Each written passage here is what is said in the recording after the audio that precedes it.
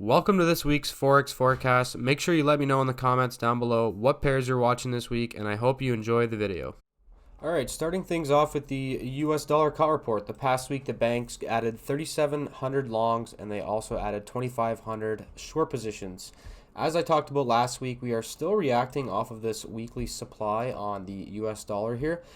There's still a possibility we could retrace from the supply down to this weekly demand, but there's absolutely no indication of that happening so far. And essentially the same forecast as last week applies today.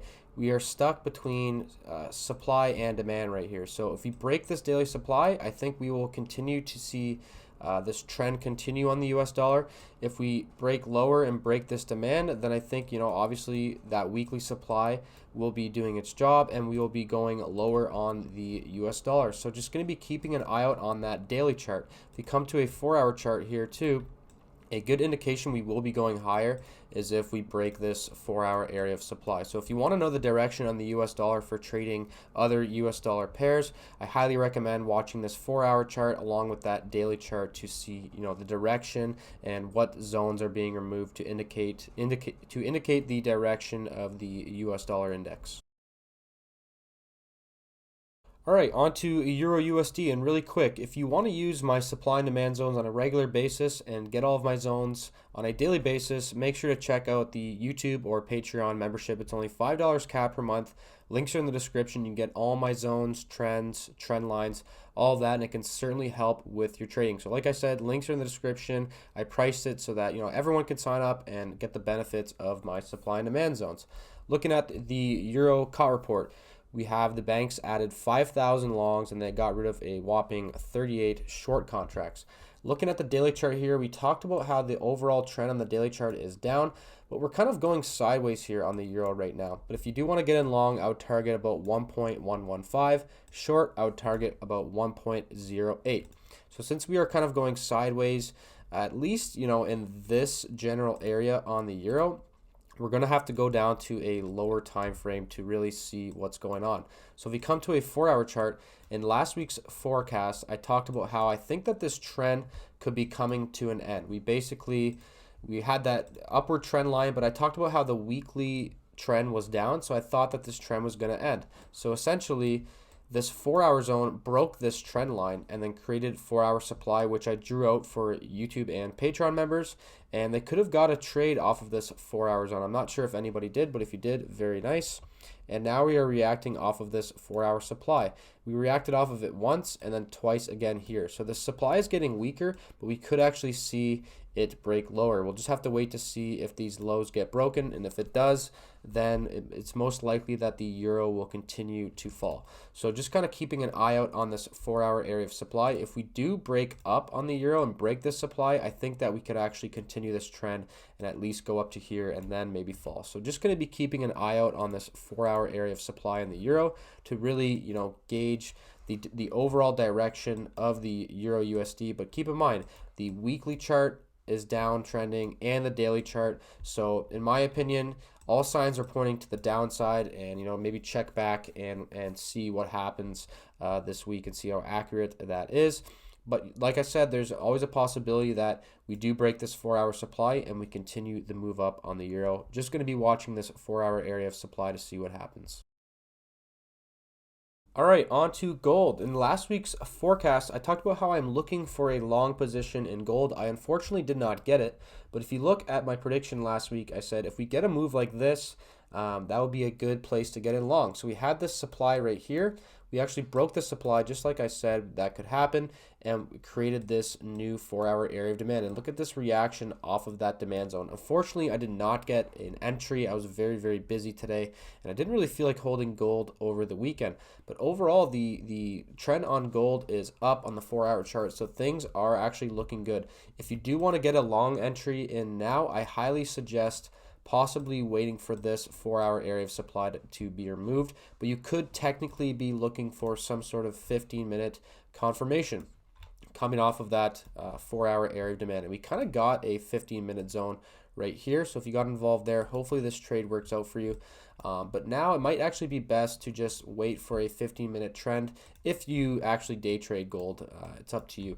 But overall, it's looking very, very bullish on gold. And the reason, in my opinion, is because we are reacting off of this weekly supply that I called out in, I believe, last week's forecast. So any entries on gold, in my opinion, should be to the long side based on this weekly demand being in control. So just looking to find an entry. Unfortunately, if you're looking to enter in gold now, you missed this 4-hour entry. But if gold does pull back to about 1945 at this 4-hour area of demand, I think looking for a long again on a 15-minute chart, looking for confirmation, is actually still a decent idea for gold. Just going to have to be somewhat patient here and wait to see what happens. If that zone gets removed, I think that any zone that removes this zone, so let's say, price breaks above here, creates a new zone right here, I think that that will be actually a decent entry opportunity as well if you missed this one. So going to be watching gold. This is definitely on my watch list this week again, and definitely looking forward to possibly getting in long on gold. Looking at USDJPY in last week's forecast, I talked about how we are sitting inside of this 1-hour area of demand, and look at the move we saw from this. So if you got in long from that area, very, very nice. And if you did, let me know in the comments down below. Look at this beautiful move on USD yen. This has been a very, very strong pair the last month, really. So looking at the daily chart here, first let's look at the call reports. The banks actually added 18,802 longs, and they added 2,600 short positions. We have a daily uptrend. Things are looking very, very bullish. If you do want to get in long, I would target right before this daily supply at about 123. If you do want to get in short, which I don't recommend, I would target 120. Now, for an entry on USD yen to the long side, we're not really seeing too much right now. There is a little zone right here on the 4-hour chart we reacted off of, but it's a little late now. So it might actually be best to wait for something like this to happen. We break this supply, new zone formed, and we possibly get a 4-hour entry to the long side on USD yen. Just gonna have to be patient. There's a lot of options. You could really, once this supply gets removed, you could be looking for 15-minute, 5-minute, or 1-minute set and forget trades. But I don't really recommend entering right now because it is very possible we see this 4-hour supply hold and then break. And the reason I say that is because, its price is very, very overextended on USD yen if you just look. But that does not mean that price is just going to magically turn around. So you'll have to be monitoring these supply zones. So like I said, I'm personally just waiting for this to happen, create a new 4-hour zone right here. And if price comes down to this 4-hour zone, if all of that takes place, I'll probably be looking for a 15-minute confirmation trade. All right, on to GBPUSD. And really quick, if you are enjoying this video, don't forget to like and subscribe if you are new. And please let me know in the comments down below if you have any questions or what pairs you're watching this week. I always appreciate all of your guys' support. And every like helps the YouTube algorithm and gets this forecast out to more people. So looking at the call reports for the pound, the banks added 311 long contracts and they added 8,494 short contracts. I'm hoping that the pound actually continues up to this daily supply because I talked about last week. I would like to look for 1-hour confirmation coming off of that supply. If you do want to get in long, like I said, I would target right before that supply at 1.33. Short, I would be targeting 1.305. Now, hopefully, like I said, we do pull up to that area of supply in the daily chart, but it's not really looking that great right now. We had a decent up move here on the 4-hour chart, but price kind of turned around. It's now going sideways. If this zone gets removed right here, then I think we will be going much lower on the pound. I'm not really looking to trade it right now based on there being no 4-hour or 1-hour trend. So just waiting patiently for that daily supply to be hit.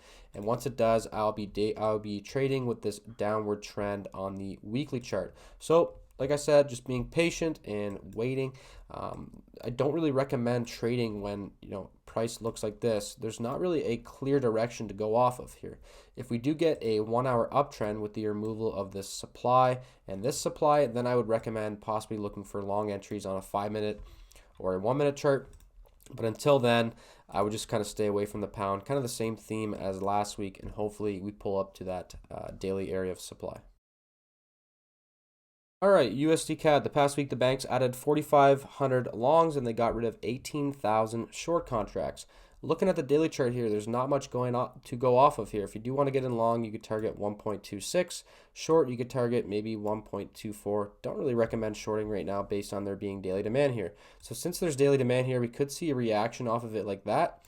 And then possibly go down. So keep in mind that that daily chart is the daily zone is actually possibly going to be in control soon. Now I know I said I don't really recommend shorting, but since we have a 1 hour downtrend here, sorry my mouse is going a little crazy right now, you could actually be shorting this 1 hour downtrend. And what you could be doing is being on a 5-minute chart or a 1-minute chart and looking for short entries. If we pull back to this nearest 1 hour supply, you could also look for a 5-minute confirmation trade in there. But overall, I would look to take profits a little bit earlier based on that daily demand about to be in control. So any day trades should be to the short side, and I don't really recommend entering on a 1 hour chart to the short side. All right, looking at Aussie US dollar, the past week the banks got rid of 534 longs and they added 5,799 short positions. In last week's forecast, I said this chart is looking very bullish and I was looking for long opportunities. And I did place an order. Unfortunately, I didn't get filled. I will show you guys that in a minute. But to keep it simple, I'm actually waiting for this daily demand to be hit. And I will 100% be looking for a 1 hour confirmation trade in here. If you're confused at what confirmation is, check out my tips playlist. The link is in the description. I have a great confirmation trading video that seems to help out a lot of people. So check that out if you don't know what I'm referring to. So I'm waiting for that daily demand to be hit on the Aussie dollar, and any shorts profits should be taken at that point. Looking at a 4 hour chart, there's not too much to go off of here. I'll show you guys my entry, the entry that I tried to acquire. There was a 4 hour zone right here, and I was actually looking to get in long on a 1 hour chart in there. And I had an order. Let me see if I can find out exactly where my order was on the Aussie dollar. For some reason, I'm on the euro right now. Yeah, so my order was actually right at this 1 hour zone embedded in that 4 hour zone, but unfortunately price never got the pullback. But in a situation like this, as if you guys are new traders, if your overall direction was correct but you never got filled, it's almost a win in my opinion. So my thesis was correct and price did go up. Unfortunately, I did not get that entry though, and that's okay. So hopefully we see the Aussie actually turn around this week, pull back to that daily area of demand that I talked about, and we can get a nice 1 hour confirmation entry in there. All right, looking at the Swiss franc USDCHF, the past week the banks added 3,400 longs and they also added 204 short positions. In last week's forecast, I talked about how this daily demand was about to be hit, and I'll be looking for a confirmation trade in this daily area of demand. So if you do get in long, I would target 0.94. Short, which I don't really recommend, I would target 0.92. Now, I was on the 1 hour chart looking for an entry. And if you come to a 1 hour chart, this is the entry I was looking at, but there's a problem. We had this zone right here, but I didn't like this zone based on how it closed above the trend line. I'm not going to get into details, so I did not take this zone, and I didn't really like the look of this zone based on price moving so far away, even though the zone would have worked actually pretty nice. But the good thing is we have a new downward trend line that's extremely clean and extremely clear. I love this downward trend line here. It's very obvious. So if we get something like this and we break that zone and it's a clean 1 hour zone, I will look to get in long in that area. So I'm going to keep it very simple on USD Swiss. That's exactly what I'm looking to do on USDCHF. And if that happens, like I said, I'll be looking for a long opportunity. I will not be just hopping in now. Hopefully we do get that to play out, because I definitely want to get in long in that 1 hour area of demand if that happens. Here's another possibility. If you come to a 4 hour chart right here, we have a very clear 4 hour downward trend line as well, and even better, a 4 hour supply zone. Once that's removed, if there's a zone right here, I will definitely look to get in long in that 4 hour area of demand. So if you're a YouTube or Patreon member and you want to get my 4 hour zone that removes this zone, if that happens, like I said earlier, check out the links in the description, and that zone will be available for you if and when this takes place. All right, last but not least, crude oil, one of my favorite markets. The banks got rid of 8,000 longs and they got rid of 6,100 short positions. Right now, we are stuck between daily supply and daily demand. If you do want to get in long, I would simply target before this supply. Short, I would target before this demand. Now, a very, very important factor on oil. I circled this zone. To me, it's not quality demand, so I didn't mark it out, but I circled this little mini zone right here, and look at the reaction off of that. Almost absolutely no drawdown. So I'll continue to look for longs on oil. I just haven't seen any possible entries. In last week's forecast, I talked about this 4-hour zone right here. I think price was actually right around here, and we were already reacting off of that zone. I said you could definitely look for longs, and if you did, very, very nice, and what a trade. So if you got in long there, very nice. I'm just not really seeing a lot of entries. If you do want to get in long, I would wait for this high to be removed, continuing this 4-hour trend, and then you can look for set and forget trades on a 15-minute or a 5-minute chart. But other than that, I don't really see any possible entries. Even if we come to a 1-hour chart, there's really not much. I don't like buying a 1-hour zone like this where it's at a low of price after this trend line has been removed. So I'll just have to be patient, wait for these highs to be taken out. And even if there's a 1-hour zone right here, I'll possibly look to get in long at there. But like I said, I think it's actually best to just wait for that 4-hour trend to continue and then look for set and forgets on the day trading time frames like a 1-minute, 5-minute, or a 15-minute chart.